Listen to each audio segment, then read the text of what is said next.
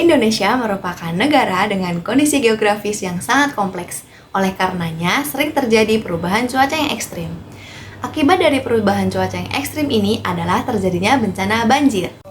Banjir merupakan peristiwa penumpukan air yang jatuh dan tidak dapat ditampung oleh tanah, menurut Yohana tahun 2017. Di daerah yang kami ambil untuk peristiwa banjir yaitu daerah Demak. Pada Kabupaten Demak, memiliki topografi berupa dataran rendah dan dataran tinggi dengan kemiringan lereng antara 0 sampai 40%. Dari hal ini dapat mempengaruhi pola laju aliran air sehingga dapat mengakibatkan kejadian banjir.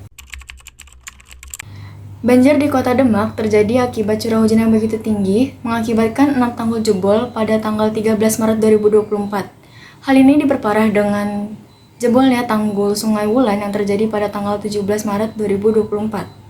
Berdasarkan laporan pada tanggal 18 Maret tahun 2024, banjir telah merendam sebanyak 89 desa dan 11 kecamatan di Kabupaten Demak dengan tinggi air 30-80 cm setinggi lutut orang dewasa. Arus banjir di Jalan Demak Kudus juga semakin meningkat sehingga berpotensi bahaya untuk proses evakuasi dengan perahu. Banjir tersebut tidak hanya disebabkan oleh jebolnya tanggul, namun juga disebabkan oleh beberapa hal, diantaranya yaitu perubahan iklim, eksploitasi alam secara berlebihan, dan kurangnya skema mitigasi.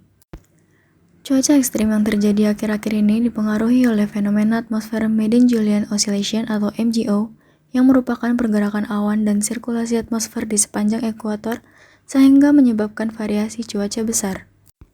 MJO berlangsung selama 30-60 hari dan berulang setiap beberapa bulan, mempengaruhi pembentukan badai tropis, pola hujan, dan suhu di wilayah tropis, serta memiliki dampak signifikan pada iklim global.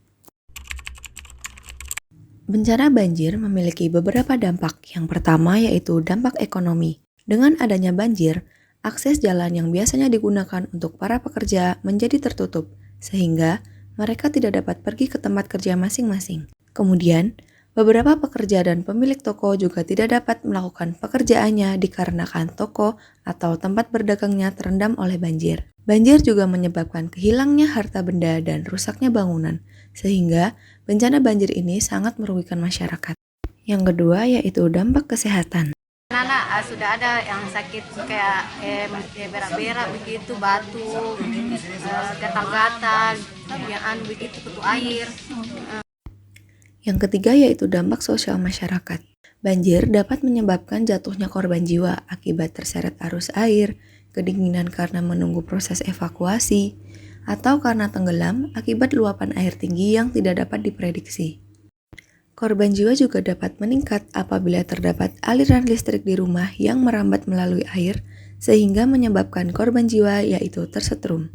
Jatuhnya korban jiwa ini tentunya memberikan kesedihan yang mendalam bagi keluarga dan sanak saudara yang ditinggalkan.